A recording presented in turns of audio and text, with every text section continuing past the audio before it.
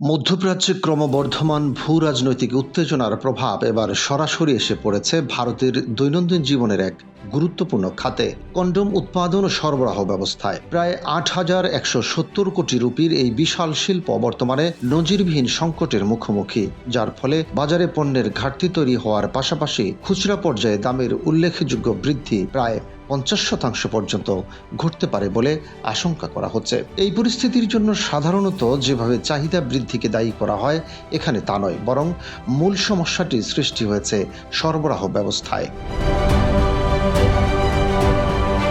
মধ্যপ্রাচ্য ঘিরে সংঘাতের কারণে সমুদ্রপথে বাণিজ্য কার্যক্রম ব্যাহত হয়েছে, যা আন্তর্জাতিক কাঁচামাল সরবরাহে বড় ধরনের প্রভাব ফেলেছে। কন্ডোম উৎপাদনের জন্য প্রয়োজনীয় পেট্রোকেমিক্যাল উপাদান, বিশেষ করে লুব্রিকেন্ট এবং বিভিন্ন রাসায়নিক উপাদান আমদানিতে বিঘ্ন ঘটায় উৎপাদন কার্যক্রম ব্যাহত হচ্ছে। কন্ডোম তৈরিতে ব্যবহৃত প্রধান উপাদানগুলোর মধ্যে সিলিকন অয়েল ও অ্যামোনিয়া অত্যন্ত গুরুত্বপূর্ণ। সিলিকন অয়েল লুব্রিকেন্ট হিসেবে ব্যবহৃত হয়, যা পণ্যের গুণগত মান বজায় রাখতে অপরিহার্য। বর্তমানে এই উপাদানটির সরবরাহ মারাত্মকভাবে কমে গেছে।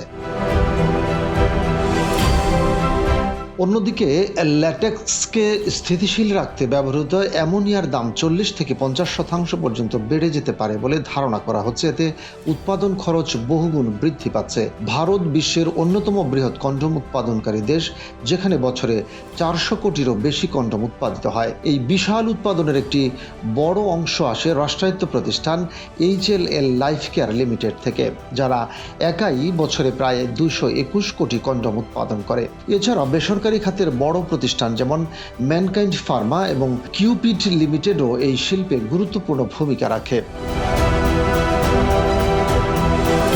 তবে বর্তমানে এসব প্রতিষ্ঠানই কাঁচামাল সংকট, ব্যয় বৃদ্ধি এবং সরবরাহ চেইনের জটিলতায় পড়েছে। অনেক ক্ষেত্রে উৎপাদন পরিকল্পনা পরিবর্তন করতে হচ্ছে এবং নতুন অর্ডার গ্রহণে সতর্কতা অবলম্বন করা হচ্ছে। শুধু কাঁচামাল নয়, কন্ডোম প্যাকেজিংয়ের জন্য প্রয়োজনীয় উপকরণ যেমন পিভিসি ফয়েল, অ্যালুমিনিয়াম ফয়েল, এসবের সরবরাহও সীমিত হয়ে পড়েছে। একই সঙ্গে এদের ব্যয়ও অস্থির হয়ে উঠেছে, ফলে উৎপাদনের পাশাপাশি প্যাকেজিং খরচও বেড়ে যাচ্ছে। এর সঙ্গে যুক্ত হয়েছে পরিবহন খাতের সমস্যা, আন্তর্জাতিক ও অভ্যন্তরীণ লজিস্টিক ব্যবস্থার ব্যাঘাত পণ্যের সময়মতো সরবরাহ নিশ্চিত করা কঠিন করে তুলছে। ভারতের জ্বালানি ও বিদ্যুৎ খাতকে অগ্রাধিকার দিতে গিয়ে পেট্রোকেমিক্যাল ইউনিটগুলোর সম্পদ বরাদ্দ কমানোর চিন্তাভাবনাও এই সংকটকে আরও ঘনীভূত করতে পারে। গত মার্চে এক আন্তঃমন্ত্রণালয় বৈঠকে এ ধরনের সম্ভাবনার কথা উল্লেখ করা হয়, যেখানে বলা হয়েছিল যে অভ্যন্তরীণ বরাদ্দ ৩৫% পর্যন্ত কমানো হতে পারে। এর ফলে কন্ডোম উৎপাদনের জন্য প্রয়োজনীয় কাঁচামালের প্রাপ্যতা আরও কমে যেতে পারে। ভারতের মতো জনবহুল দেশে কন্ডোম শিল্প সাধারণত বেশি বিক্রি কম লাভ নীতিতে পরিচালিত হয়, যাতে সাধারণ মানুষ কম দামে এই পণ্যটি পেতে পারে।